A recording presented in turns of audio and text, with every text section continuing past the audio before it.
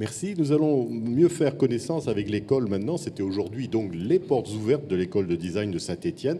Yannick Derennes a suivi un groupe dans sa découverte des locaux de l'école. Donc, reportage.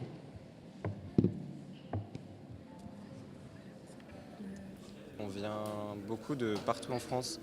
Donc moi je viens de l'ouest de la France, en Bretagne. Du coup, venir à Saint-Étienne, c'était une évidence en tous les cas. En ayant fait les portes ouvertes hors biennale, j'avais eu aussi une très bonne impression. Et encore plus avec la biennale cette année, ça montre une très belle image de l'école et aussi des possibilités. Voilà. Les collaborations entre les deux, puisque voilà, à l'origine, la biennale a été initiée par l'école elle-même. On attire du monde, des écoles publiques en design avec une renommée. Il y en a peu en France, donc Saint-Étienne en fait partie.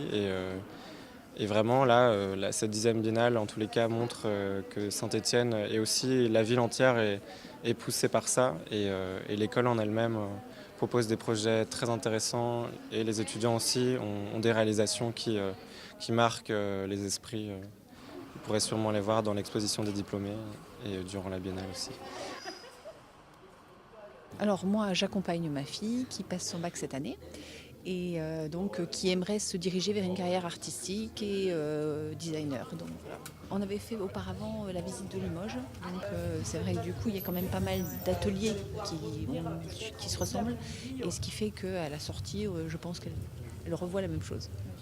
Le fait qu'il y a la Cité Design et la Biennale, c'est vraiment une opportunité en fait, pour les étudiants en design qui veulent continuer là-dedans. Et l'espace pour les ateliers, c'est super, on a vraiment la place pour travailler, c'est cool. Par rapport à ce qu'on peut avoir dans d'autres beaux-arts où on est tout restreint à un petit espace. Pour les premières années, là, c'est bien. Mathilde et Suzanne, donc vous avez redécouvert votre école comme ça il y a 4 ans, 4 ou 5 ans, quand vous avez découvert l'école comme ça. Quel souvenir ça va vous garder de ça? Ça remonte il y a longtemps maintenant. Non, la première année était une période assez intéressante et assez atypique aussi par rapport aux autres années qui ont suivi, qui permettent d'avoir à la fois une vue globale, mais à la fois aussi une vue un peu détachée. Et on commence vraiment à se connaître les uns et les autres et à former des groupes, des affinités. Et finalement, en fait, chaque année va être très différente des autres, quoi. Et je sais pas. Ouais, et puis c'est aussi une effervescence là que connaît Saint-Étienne pendant l'espace de 1 à 2 semaines, avec toutes ces soirées qui s'enchaînent, des vernissages, etc. Et puis qui finalement, Saint-Étienne reste quand même une ville calme et propice aussi à la création dans le reste du temps. Donc c'est une image que moi j'avais connue aussi en arrivant en première année, enfin avant d'intégrer l'école, puisque j'étais venue pour une année de biennale. Et finalement, ouais, c'était quand même... la biennale quand même dynamise beaucoup l'école et la ville. Et la ville, ouais.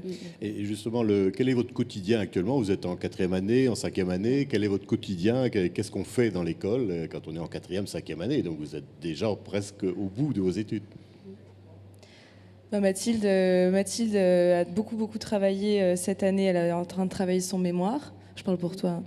Et donc elle a d'abord fait une grosse période d'écriture en début de semestre. Donc en 5e année, c'est un gros travail. Un mémoire sur quoi? Alors moi, j'ai écrit un mémoire sur le fait que traduire, c'est une forme de création. Et comment la traduction littéraire est en fait une forme créative. Et je le relie à la pratique artistique, du fait que tout ce qu'on emmagasine et qu'on récupère tout le long de notre parcours va créer une forme d'art qui en fait n'est pas une forme complètement innée qui serait intrinsèque à l'artiste, mais plutôt une forme de digestion. Et en fait, je trouve que la traduction, ça cristallise un peu ça, comment avec un texte d'origine, le parcours d'un traducteur et plusieurs langues comme ça vont finalement donner lieu à un nouveau texte qui n'est pas un texte numéro 2, une traduction qui serait en deçà de l'original, mais plutôt une nouvelle création à part entière. Ouais. Et vous, donc pas de mémoire? Et Non, qu'est-ce bon, qu'on fait pas alors moi, quand pas de on mémoire, n'écrit mais pas de c'est- mémoire?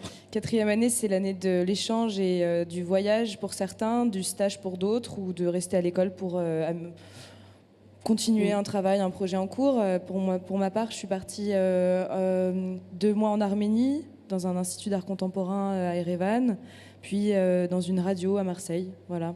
C'est une manière aussi de s'ouvrir à l'extérieur, au monde du travail aussi, et de voir quelle est la réalité, que dans notre microcosme de beaux-arts, on a parfois du mal à envisager.